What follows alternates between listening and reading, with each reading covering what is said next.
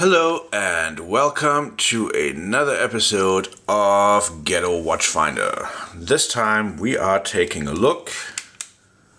Is that better? No. Well, we're taking a look at the U1 Submariner from Jason, but first we're going to have a little drink. Hang on. It's alright, but it's not as smooth as the Grey Goose, I have to say it. Anyway, so the Jason Sub. It's quite famous on various watch forums, really, because at its price point, between 50 and 60 US dollars, it often goes on special. It is pretty much the best buy in its category. The bracelet is kind of light. It looks good. There's nothing wrong with it. It looks good, but it is a bit light and the links are thinner than they are on the original. The clasp is okay-ish. There's a bit of play in it. It does have the folding bit that you have on the Rolex. And it also, see, this part is a bit difficult to open, and this is quite sharp here, so you got to be careful because that goes in between your fingernail and your finger, and then that hurts. What I like is that they actually replicated the glide lock. So Rolex on the original, they stamped ridges in here. I'm not sure if that focuses. Yep. So they stamped some ridges in here so that you could adjust the watch during the day, because your wrist gets bigger and smaller during the day. And so instead of a dive extension where you just fold out an extra link, they have this, so you can adjust it to that position or this position or whatever. And I think that's a great thing that every watch should have, really, because it makes it a lot more comfortable to wear. On this replica, now I've taken a few links out, and so the bracelet starts tapering out here. It becomes wider. So when you move it all the way back here, you can no longer close it because the bracelet's too fat. So, whoop, I can only go about halfway, but that's fine. The bezel is a ceramic material. It's definitely not a metal material, so like on the original. I like the dial that it's very, very deep black. It has crisp, clean printing. The hands, everything is quite good. If you look at it closely, let's see how close I can get here.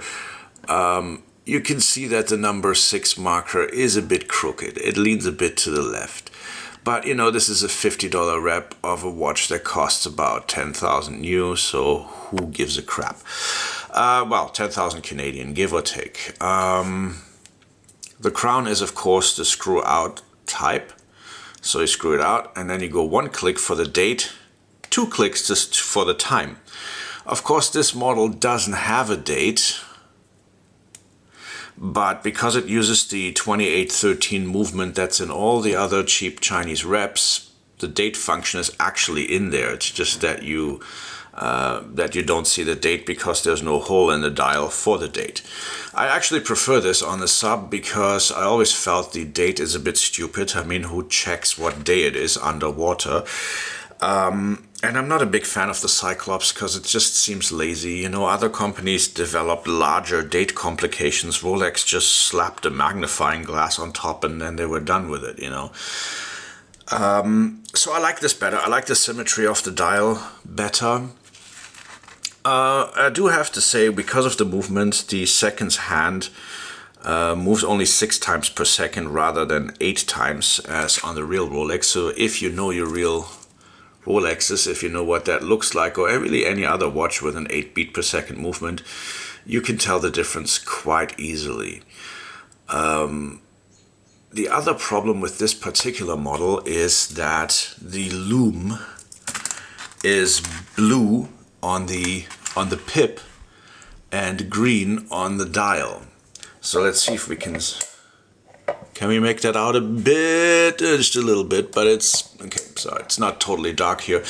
But yeah, this is supposed to be all blue on the real one, and here it's only blue on the pip, green on the dial. Maybe because they're using the same bezel on a more expensive upgraded watch with all blue lume, I don't know. I'm going to try to get some close-up footage,